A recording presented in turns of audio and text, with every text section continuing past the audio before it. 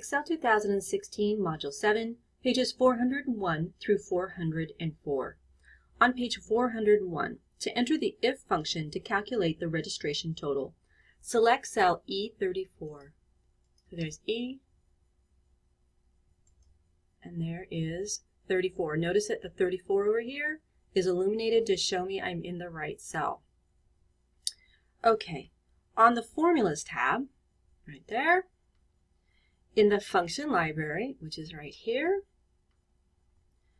click the logical button. Okay, so we're going to go logical, and then you want if.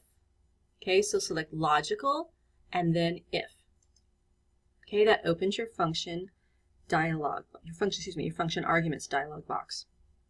All right, in the logical test box, type Rockport underscore residence equals open quotes, yes, close quotes. Don't do that period. That period is the end of the sentence in the textbook. Okay, so our logical test is Rockport. And yes, you have to spell everything correctly. Underscore resident equals yes. Okay, now the logical test evaluates whether the youth qualifies for the Rockport resident discount. Okay, if the value in cell B8 equals yes, then the condition is true. True appears to the right of the logical test box, indicating that this youth qualifies for the Rockport resident discount of $5. And you can see right there it says true.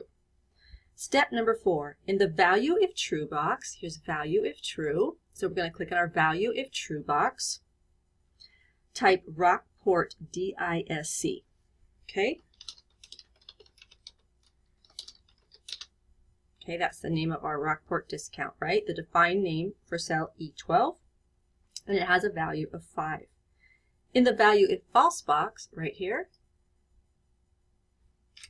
they get a 0. Because if they don't get the residential discount for where they live as a resident, then they don't get it. So Rockport underscore resident equals yes is true. Value if true is the Rockport discount, which is 5. And the value if false is 0. Okay? Once you have all of that in there correctly, and by the way, you can take a look in your textbook. There is at figure 7-11, and make sure that yours matches what's in the textbook. Because sometimes when you're, like, look at number 4. It says, in the value if true box, type Rockport DISC, but then there's 2 dashes after it. Again, that's punctuation in the textbook that doesn't belong, and it would cause this to fail if you stuck those 2 dashes on there. So if you look at 7-11, you can clearly see how this should be typed in. Then you go ahead and click OK. And then you'll see right here, it says 5. And here's the formula that you just wrote. Equals if, Rockport resident, yes. If not, they get a big fat 0, right? So if it's yes, they get this discount. If not, they get a 0. All right, good job. Now, in number 7, in cell E36, right there, into the formula equals receipt fee minus receipt discount equals receipt fee, which is that one right there. Remember, you have to use your tab key, minus receipt. Did I spell receipt right? Because you know. There it is, receipt discount. And remember, when it's highlighted, you press your tab key. So this is now receipt fee minus receipt discount. Look at the blue matches the blue, the red on the red. So that shows you it's going to take this minus that, correct? Press your enter key. So the activity fee is $80. They got the discount of 5, which makes the total that they owe of $75. Right? If you flip over to page 402, you'll see figure 7-12, and you can compare your screen to that. Okay, you need to read about adding defined names to an existing formula. Again, something a little bit different than you've ever done before, so please make sure that you read that before you move on to page 403. To add defined names to existing formulas in the receipt. On the Formulas tab, okay, we're on our Formulas tab, in the Define Names group, which is right there, click the Define Name button arrow. Define name. There's the arrow. Click the and then click Apply Names. Apply Names. The Apply Names dialog box opens. You want to select only the names you need for the existing formulas with cell references. Step number 2. If any name is selected in the Apply Names list, click the name to deselect it. So none of mine are, and remember you have to scroll down, none of mine are selected. They're not in reverse video. They're all white, which means they are not selected. If yours are, to deselect it, you literally click on it a second time to make it go away. Okay? Step number 3. In the Apply Names list, click Address, click City, State, Zip, click Guardian. Those are the 3 names you want to apply to the formulas selected. Step number 4, make sure that the Use Row and Column Names checkbox is unchecked. So you see where it says Use Row and Column Names? Uncheck it. Okay. If you were to leave that checked, the formula will contain too many characters and return an error. Click the OK button. That was just rude.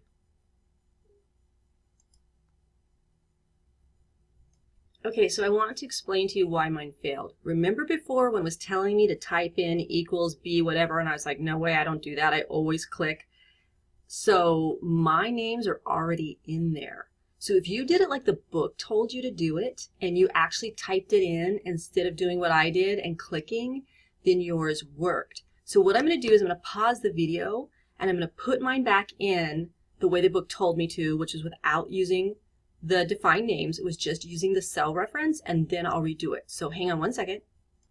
Okay, so I went back and look. Now it says B9, B10, and B11 like I was supposed to do the first time. So now I'm going to try this again so I can actually do it along with you just in case you did it just like the book said. Okay, so what we're going to do is we're going to go back and I'm going to do this over. Define names, apply names. Those are the names that are supposed to be chosen. Address, city, state, and zip, and guardian.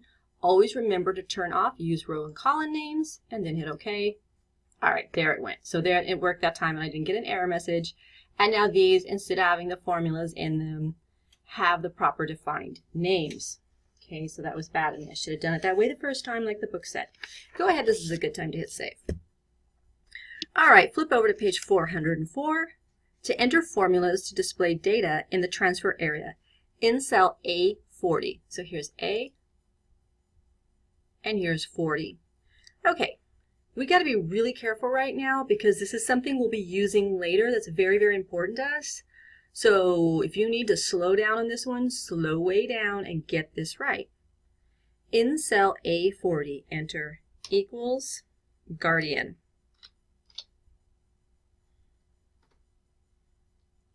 And it should come up and say Trevor Russell. In cell B40, it's equals telephone.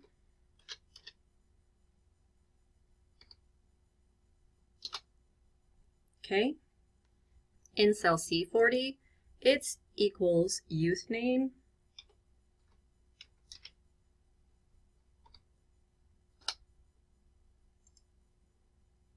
In cell D40, it's equals activity.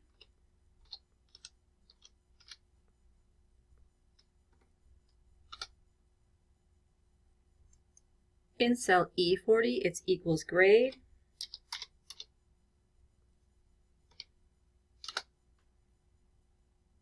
And finally, in cell F40, it's equals shirt size.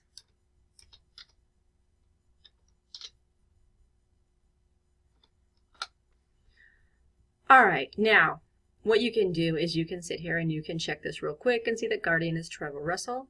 You can see their telephone number is right there. You can see that Kristen Russell is the youth name.